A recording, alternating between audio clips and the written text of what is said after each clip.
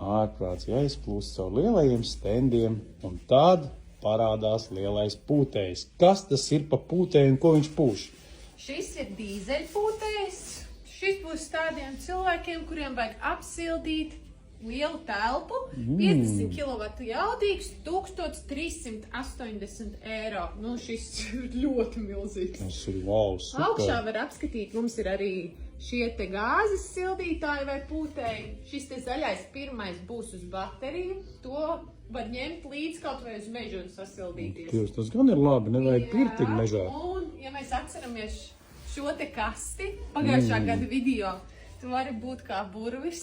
Ak, Dievs, tas bija labs video. Šī ir pieejama, ja? Tāpēc, ja tu vēlies sasildīties, ieej www.zpc.lv un apskati tuvāk šos te dīzeļpūtējus vai brauc ciemos uz Draudzības ielas 70 Talsi.